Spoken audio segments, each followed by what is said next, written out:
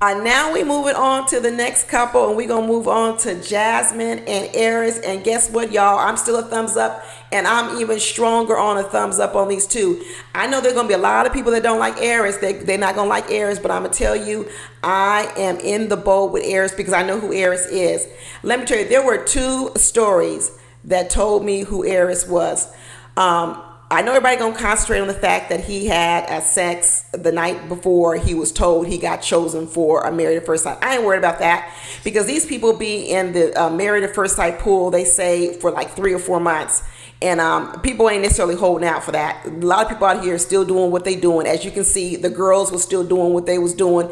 People were still doing what they were doing. And at the time it happened, so what? Plus, what I liked about Airris said about that incident is that he didn't just tell the girl over the phone, because he said he had been kind of hanging out with the girl for about a month. Nothing was serious. So basically they was just friends with benefits, and he knew there was nothing serious with her. And he said that he had the decency that when he did have to tell the girl that he was going to go on Married at First Sight, that he told her in person.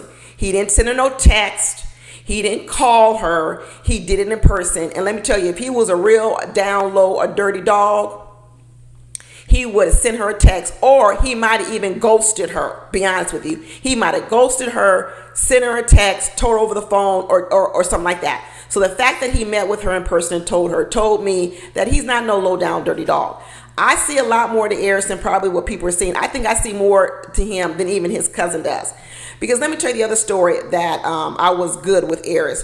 When Airris told this story, I don't know if he told it here on the show or if he told it on the after party, because I watched both, so sometimes I get the stories mixed up. So you'll have to watch my after party video too. But he told the story that he's been in long-term relationships. His last relationship, I think he said he was in for like a couple of years, 3 or 4 years, but it was long distance. He also told the story of back when he was 28 years old. He was in love, and he got his heart broken by this girl. And this girl, for whatever reason, he feels, she left him, she dumped him. I think he even said she ghosted him. And after that, he never recovered. He said for 10 years, he feels as he's been walking around with a wall up for 10 years, probably shielding himself from the hurt he experienced when he was 28. And let me tell you, as an older woman out here, this is a story you hear from a lot of men. When you start meeting some of these men who are in their 40s and they've never been married or they are whatever, this is a very common story you hear with men, that it wasn't as if they didn't have the capacity to love. That early on in their life, in their 20s, that's typically when it happens, they did fall in love with a woman and their heart was broken. And it's taken them a long time to recover. So after their heart was broken, they never want to feel that heartbreak again. So they became a hoes out here in the street. And it became the way in which they didn't attach to a woman. If you remember Elijah One last year, it's kind of the same story. Airris doesn't seem to have some of the other things that Elijah One has. But this story of falling in love early, getting your heart broken, and then becoming a hoe in these streets because you don't want to attach to a woman is the same story. Elijah One had the story. And you know who else had the story? I know people are going to be mad because they love Woody. It's also Woody's story. And here's the thing. Women think that these men can't get married. They can get married. They can get married. But it has to be the woman in which they trust and they're willing to come back out and trust those women again. And it also takes for that man to become lonely. Because after a while, a man like Airris, Elijah One, and Woody, their real heart really was always to be with one woman. They really are a committed type of person. But they was forced out in these streets by a woman that did them wrong. But really who they are on the inside, they really are warm and caring men. And let me tell you, that's what I get from Airris. So when I say I disagree with the cousin, I disagree with the cousin because the cousin is talking about Airris from what she sees, his hoeing ways. He's never lived with a woman, all these other kind of things and whatever else she feels. And so she feels he wasn't ready. I'm going to disagree with her because I've seen a lot of these men, especially in my older age, because we have friends as a couple, we've had male friends, why you never been married? And let me tell you, in a lot of these men's history, is a marriage or a woman they loved and their heart was broken and they never want to feel it again, so they became hoes out here in these streets. I'm telling you. But let me tell you, I like Airris. I like his story. I think he's ready. I think he's going to be committed to Jasmine. And so I'm still all the way 2 thumbs up. And let me tell you, Jasmine is not going to give Airris anything to worry about. There's not going to be no issue of jealousy. There's not going to be none of this stuff Dominique's going to do to her man where she going to twist his mind up. For he going to always have to think, is she going to be faithful? No. If you looked at Jasmine at this bachelorette party, she, of all the girls, she wasn't the one doing all that nasty stuff, darn near kissing a strange man on the wedding night. I don't care if they was taking shots, sucking on a lemon, a lime, whatever else. My lips would not be that close to a sweaty stripper, especially not in COVID days. What they got, COVID days? Oh no, heck no. And of all the young ladies, it wasn't Kirsten who was the demure woman. It was Jasmine that she had fun. She knew how to be entertained and let loose with the girls, but she wasn't the one over there doing all that wild stuff. And that's what Airris needs, because I think Airris has been hurt before, and he's gonna need a woman that he can fully trust, and that woman is gonna be Jasmine. I am really liking this pairing up. And the fact that they both have strong families, Jasmine has a very strong family. I think that's going to be nice for Airris, for him to get this nice big family. And the other thing about Airris, when he told this story too, he told the story of that he's really only been back in Nashville for a little bit. That's why he didn't have nothing in that closet, y'all. I don't know.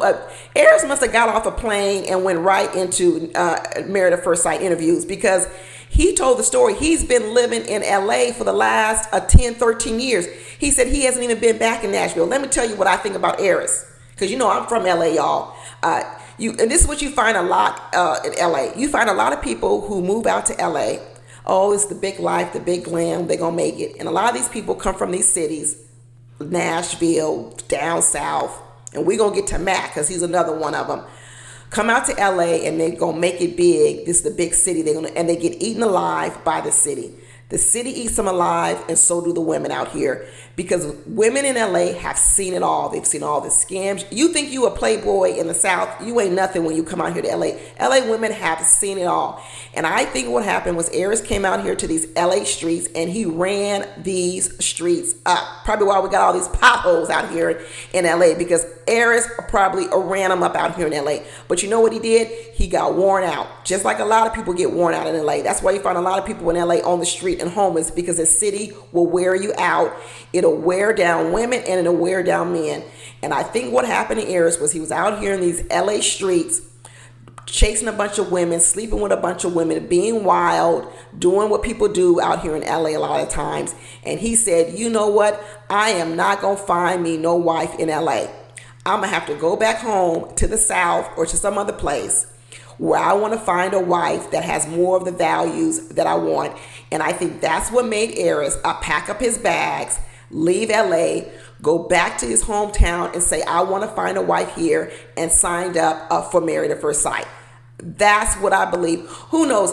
Airris might have even been watching Married at First Sight and saw that there was casting for Married at First Sight in Nashville and said, you know what? I want to be on the show. I want to try out, and I'm going to move back to Nashville to be on the show. I wouldn't put it past him, because Airris wants a wife. He wants a wife. He wants a family, and he wants some babies. He wants it all. So I believe he's going to be a good match for Jasmine. I think he is right. When he was waving goodbye to the streets, I think it was a real goodbye. And I think that these two are going to make it. I think they're going to be a strong match, y'all. I think they're going to be a really strong match. Airris said it came out of his mouth. He said, no, it's not that I didn't like dating. He said he did like dating, but he said it didn't bring him fulfillment and joy. And that's a lot of men out here sleeping with a lot of women. This is why these women don't become wives, because really all these men are using these women for are fulfillment and joy, because they're not really looking to marry these women. Women out here, if you're single, stop being the woman that sleeps with the Airrises and the ones that sleep with the Olajuwons, because these men are looking for something particular. And although they're sleeping with you and having a good time with you, you're not going to be their wife. So if you want to be a wife, you need to stop sleeping with these guys because they are looking for something particular. They're not necessarily all dogs. They really do want something, but they just haven't found it. And I believe that Airris moving from LA back to Nashville was a big step. That in itself was a commitment. He gonna commit to Jasmine. I'm 100% sure of it. I am sure of it. And we're finding out a little bit about Jasmine too. One of the things that they revealed about Jasmine, because I was wondering what happened. She's in these long-term relationships, so we know she's committed. But she revealed some of the things going wrong. She said one of the things was she didn't save time for her relationship, and she was always gone, and she was also always busy. There it is. I'm telling you, there are things when people say, oh, it's just the men. No, it's not. There's some things that the women are doing. And I'm glad to see that Jasmine is admitting that what she did wrong was she was in long distance relationships and she wasn't around much necessarily. So maybe they were living together. But what she was saying was she didn't make time for her man. I hope she's ready to change that because that's what she says was one of the problems. She didn't make time for him. She was always busy, and that's what the men complained about with her. So I'm hoping that now she's ready to change that part so that part doesn't become a problem with Airris. But I also don't think that Airris needs a clingy woman. I don't think that. So I think the fact that she's busy, keeps herself busy, has hobbies, has passions, I think that's going to bode well for her. I know she said she got these 4 dogs. And I remember when I was watching that MAFS special and she went and sat on that little nasty ass couch. I was like, oh, that couch sure is nasty. Now I know why it was nasty, because this girl got 4 dogs. She might need to pare that down, Jasmine, because you're going to need to keep a better house than that. That couch was nasty. That was just what I saw. But now that I know it was over these 4 dogs she says she has. She says every time she breaks up or she gets lonely, she gets a new dog. So I see 2 people coming together that really want someone new in their life, and I think they're going to work. These 2 are going to work hard for this marriage, and I'm here for it. And another thing, Jasmine said that she is shy in the bedroom. She might need to turn it up a notch because Airris, I think, going to want to turn it up a little bit, but he's had a lot. He's had a lot of women. He's had a lot of vaginas, so I'm quite sure he can teach her a few things, which is good. At least he's going to know she ain't been out here in the streets too much. Or where she's gonna be teaching him. But she says she's shy in the bedroom, so she might need to let loose a little bit, do some of them cheerleading flips. Jasmine, you might need to do a couple of them somersaults in the bedroom. That'll get his attention. That will get his attention. And let me tell you, when they was asking, are you ready for just one vagina? And you know what? I liked Airris' and Airris says, yes. He said, I would love to have to master a vagina. He says, and get it right. Do you like it to the left, to the right, to the middle, to the up, to the down? I love that answer because that is one of the benefits. Because now I don't have to figure out, he's figuring, I don't have to learn how to please all these different types of women. Because different women like different things. He says, I can concentrate on one woman's vagina, one woman, and hit it out the ballpark every single time. Exactly. I'm telling you, Airris is ready, y'all. Y'all think he ain't ready? This cousin think he don't ready? I really do believe he's ready. Is there gonna be some things he needs to learn? Absolutely. Is he gonna make some mistakes? He's absolutely gonna make some mistakes. But I think that Jasmine is gonna be patient with his mistakes, give him the time to learn. And I'm telling you, I believe that Jasmine and Airris are going to be a very, very, very good couple. So I was bashing these experts on all these other couples, but let me tell you, I am with them on this match here. I think it was a good match. I think it was a very, very good match. So you're right, Airris. Say goodbye to them streets. When he was waving out the window, bye streets, bye streets. It is a goodbye to the streets because Airris, he a married man now. He is a married man.